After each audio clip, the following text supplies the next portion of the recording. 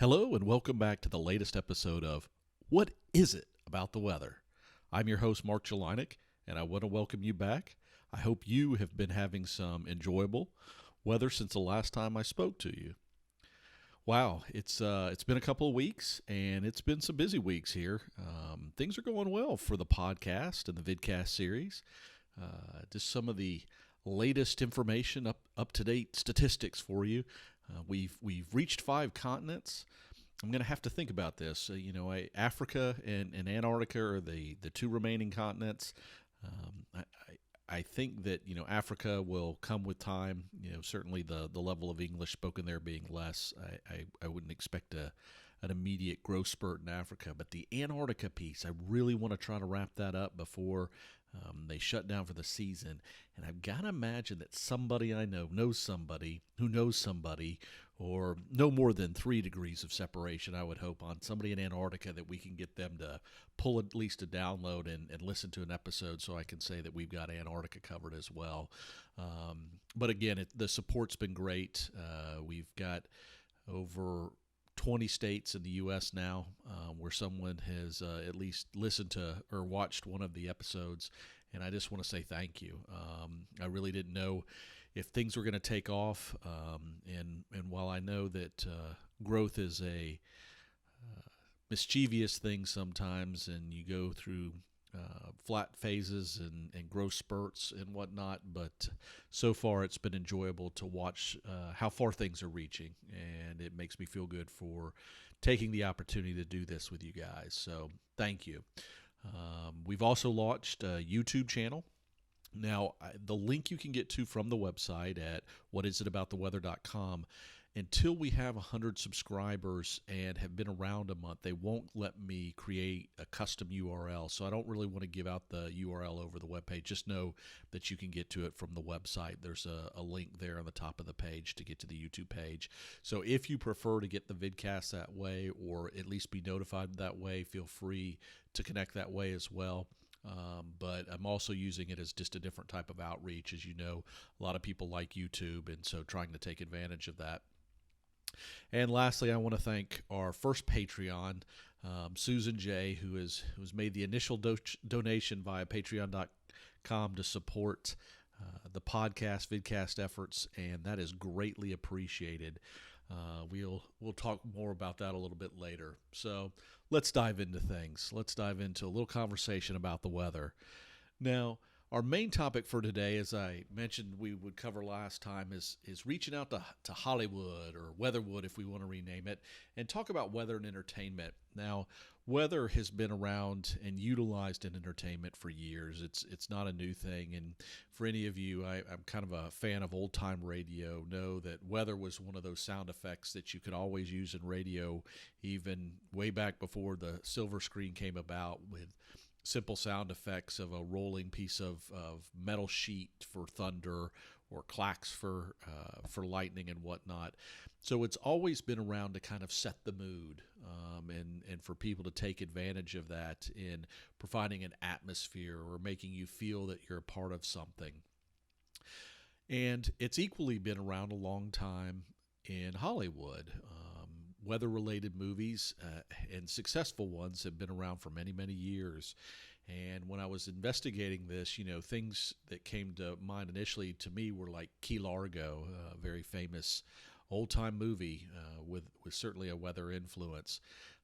And bad weather movies have been around a long time as well.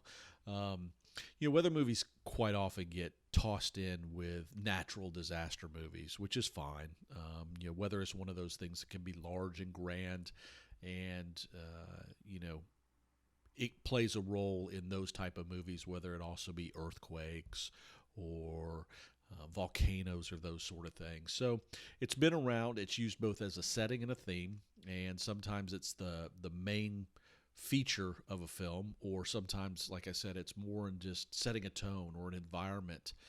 And so, as we did in the previous episode, I went to the highly scientific methodology of going to Facebook and reaching out and doing some polling on the topic.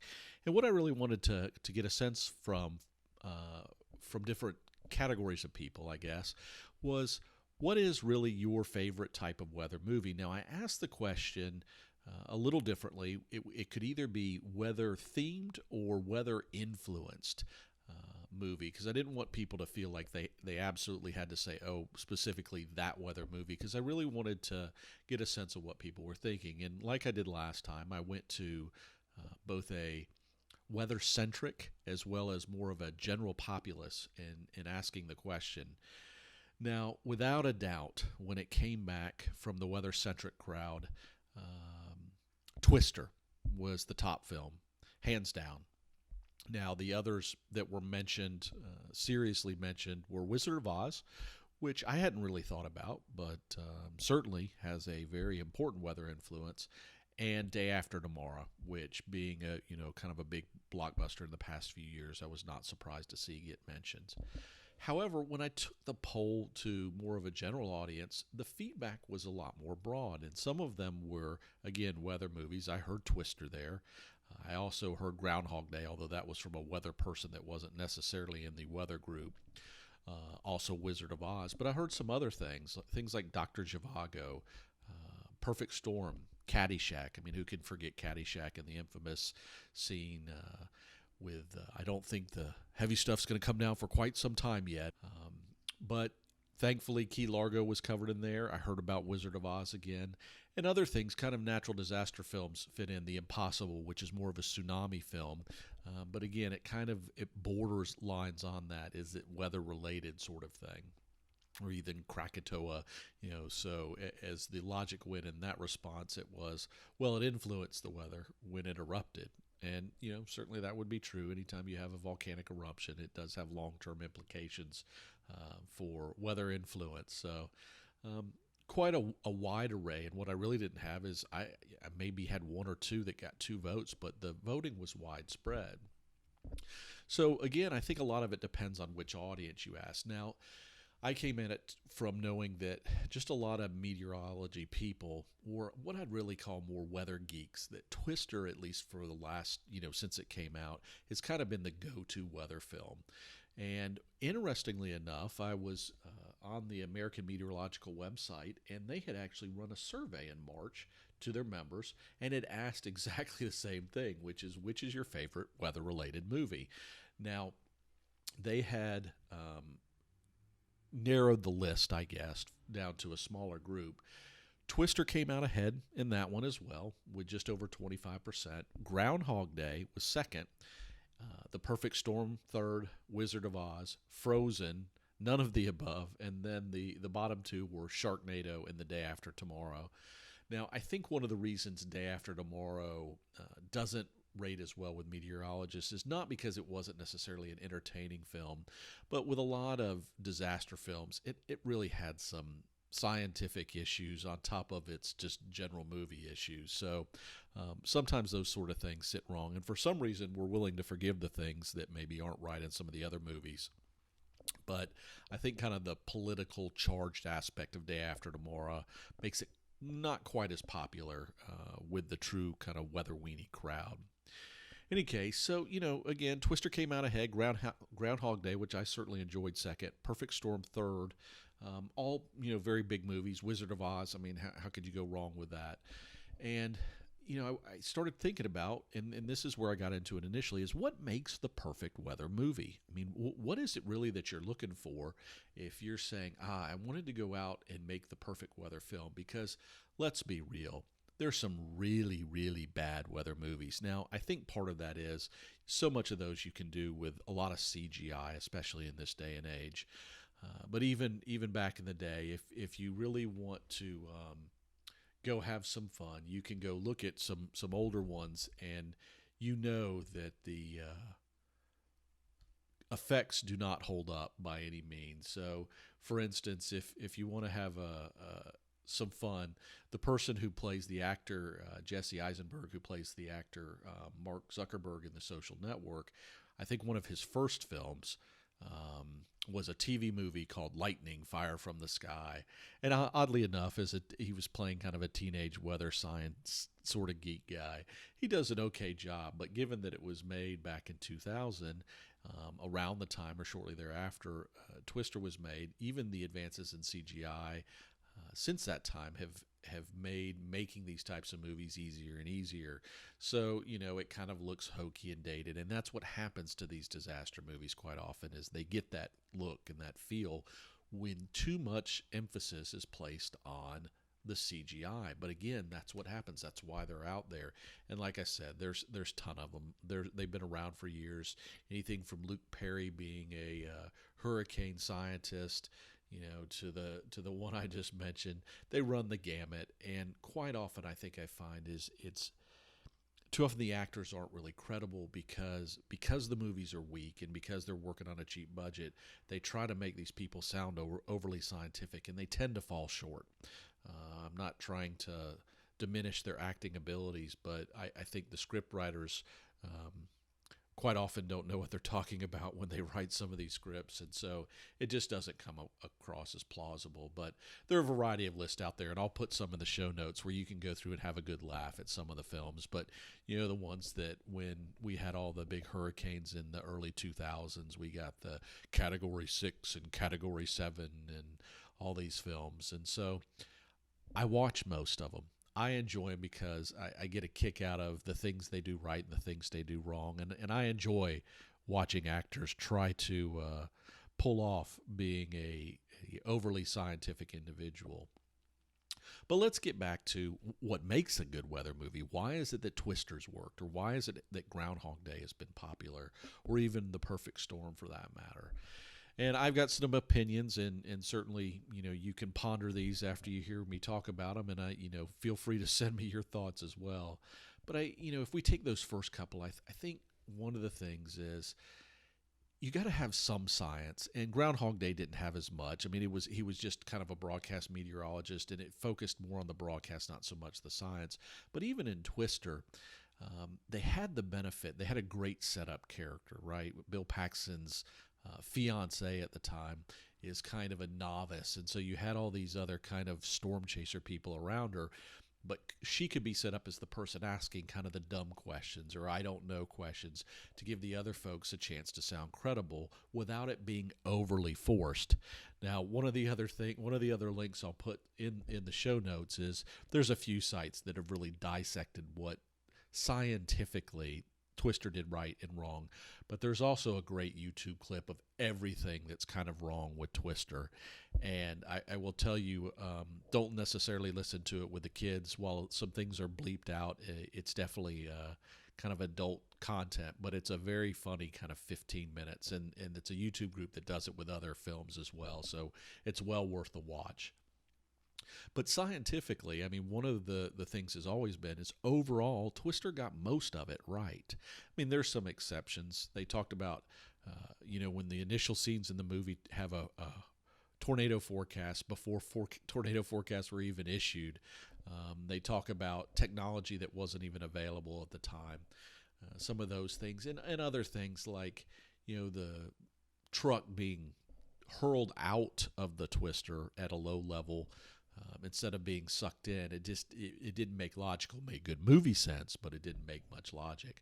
Or the scene where they hide under the bridge, and we know in this day and age you're just not supposed to do that. And why would two scientists go and do that? It's just not logical. But again, overall, their science was credible. And the other interesting thing is, technically, in both Groundhog Day and Twister, the weather was not the villain. It was almost specifically in Twister, it was like the Holy Grail. I mean, it was the quest. The villains were the other storm chasers, so they were the bad guy. In Groundhog Day, I guess you could say Puxatawny Phil was the villain. But the villain wasn't the weather was the setting. It just happened to be Groundhog Day, and that he was living it over and over again. But the villain was his life and him trying to change himself. So a lot of times when you set, now The Perfect Storm may be an exception to this, when you set the weather up to be the villain. And even with A Perfect Storm, it happened so late in the film. All these other things, good and bad, happened in advance, that the weather being the villain didn't happen till late in the movie, or you didn't see it till late. It's kind of like Jaws. How late in the movie did you go before you actually saw Jaws? And it's very much the same thing in A Perfect Storm. Whereas a lot of these other movies they start with the weather, like Day After Tomorrow. It's where it starts. I mean, it gets its whole thing on from the get-go, kind of hitting you up with the weather and all these strange things. So I think it's important not to focus. Another thing that's important is making the time scale work for movies. And I think Twister did that well. Tornadoes tend to be, generally speaking, shorter-lived events, so they're able to cover multiple events within the movie time frame without it seeming stretched. And Groundhog Day, well, it was a day that just happened to repeat again and again. But a lot of times when you think about weather events lasting, like a hurricane lasting multiple days, you could do an interesting movie about that. It would just be a different setup. So I don't know that how well it would translate into truly a weather movie versus a weather-themed or weather-influenced movie. And let's be realistic. In the end, it's about having a good script and good acting and good writers and good directors and all those things. So, when you want to do a low-budget film and you want to do a lot of CGI, sure, a natural disaster, whether it's the ice tornadoes or the sharknadoes, it's easy to do these things. And again, I think if you go into those movies and know that in advance that a movie called Sharknado is not going to be serious and that it's there for a little bit to just popcorn entertainment, and you go in there with the right mindset, maybe it's tolerable. Sometimes even I have a hard time sitting and listening to what these things are. But like I said, Twister was not perfect. We've talked about a few of the things. Again, I'll put the links in the show notes. So, Hollywood. Is there a perfect weather movie? I don't know that there is. I do know that Twister was on just the other night on its 20th anniversary, and there's just something about it. It comes on TV, and I'm not allowed to change the channel. My brain, the remote control won't work, and I'll have to sit there and watch it again. Maybe someday they'll do a good sequel to that. I think when they rely too much on making it overwhelming and an action-packed movie, it's just not as enjoyable. I mean, I enjoy the action, but let the story be about the characters. Find your next Philip Seymour Hoffman and have him be an oddball storm chaser. I mean, those are the types of things you need. So when will the next great weather movie come out? I don't know. But in the meantime, I can still watch Twister and enjoy it. So that's our look at entertainment in Hollywood this week from the main topic. So we're going to try some, as this podcast thing evolves here, some different things. And one of them I'm going to call this new section. Someday I'll have, again, little intros for this thing, is the interesting tidbit section. So where I come across something curious that you may not know about. And again, if you have ideas, do not hesitate to let me know. If there's little blurbs, whether it's a full-blown topic you think I should cover or little blurbs, feel free to pass them along anytime. I appreciate that type of feedback. But since I happened across an article that was about tornado forecasting of all things, since we had been talking about Twister, and it's in a magazine called Weatherwise. It's in their latest March-April publication. And for those of you who are not familiar with Weatherwise, again, I'll put a way that you can find them on the web in the show notes. But it's a magazine. It's not peer-reviewed, but with those of us in the American Meteorological Society, it's one of those things that they kind of push onto us as an option at the end of the year. But it's interesting stories, and it's kind of like weather for people that are really weather enthusiasts without being overly scientific. So actually, it's funny. I'll find that my wife finishes the reading each version of the publication before I do, but then again, she's a quicker reader than I am.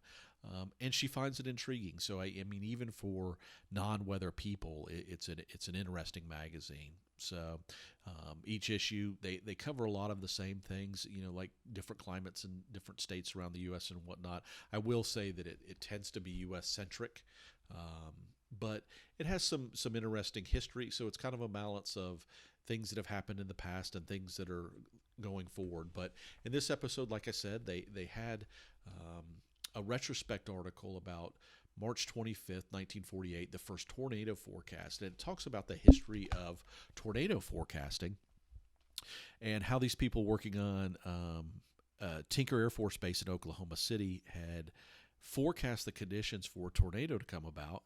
And a few days later, after their initial forecast, the conditions were set up again. So they issued a similar type forecast indicating that tornadoes were possible.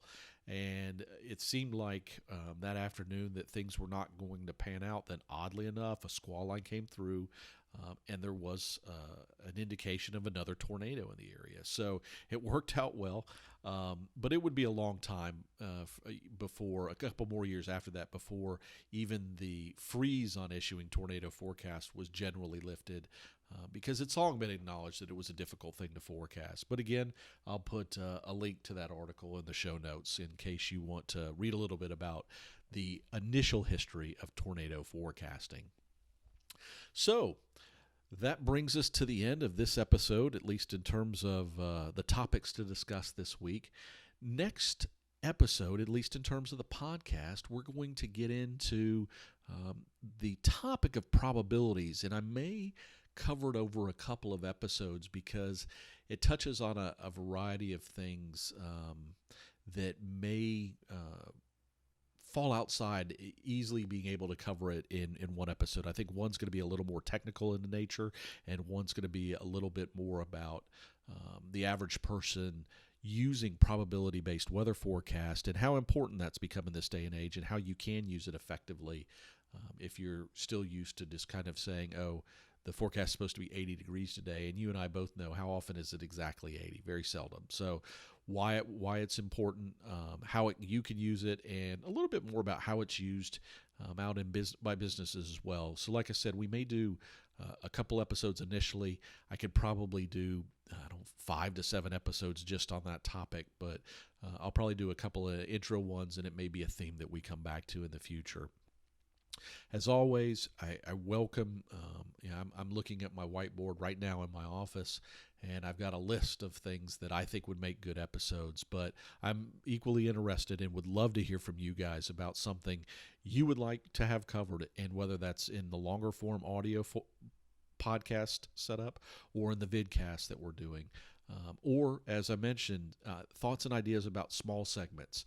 I've thought about, covering interesting weather events in the past couple of weeks or something like that. And, like I said, I'd like the feel for the episodes to get into that sort of 30-minute range towards the end, and a little bit more, a little bit less, depending on the topic, and just feel comfortable. So that's probably going to include kind of a main topic that runs in that 15-minute range. Sometimes a little more, maybe when we interview some folks, but also just some other tidbit topics. So please reach out, and again, let's cover how to get hold of us. Certainly on the website, whatisitabouttheweather.com, and there you will see the different ways to connect to us. You can subscribe that way, but if you want to directly reach out, I haven't added a form, but I probably will add a form there so that you can just send me comments directly from the website. Keep an eye on that for the next couple of weeks, but always that same whatisitabouttheweather at gmail.com email address. Feel free to send me anything, thoughts, ideas, what you didn't like. I mean, this is not a we love everything type of scenario. Sometimes the best feedback is the feedback that helps refine what we're doing and making it better for everybody. Now, as I mentioned, we are listed on iTunes, so you can continue to let people know. That's how they can reach us and subscribe. If you are subscribed on iTunes and listen to it there, if you leave a 5-star rating, that will help other people find us when they do a search on something as simple as weather. Right now, we're pretty low in the ratings, obviously enough since we're just getting off the ground. And, of course, you can follow me on Twitter or Instagram, Mark_Jelinek. That's JELINEK. And if you do it with the capital M and capital J, that is Twitter, and with all lowercase, that's on Instagram. And you can find me in LinkedIn as well if you have an interest in connecting with me there. Just search Mark Jelinek and weather, and I should come up. And lastly but not least, I just want to say thanks again to everybody for all the support you've provided us so far. Again, whether it's sending us ideas for topics, that matters. I mean, hearing from you and hearing your ideas, that's supporting us. Whether it's telling others about us, that's supporting us and equally as important.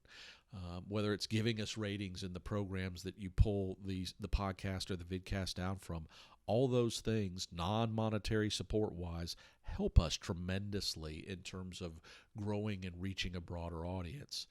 And of course, lastly, if you are getting value from the podcast and you feel comfortable giving some value back in a monetary support, patreon.com/weather. Until next time, have good, exciting, enjoyable, whatever you want to call it, but let's not have just boring weather.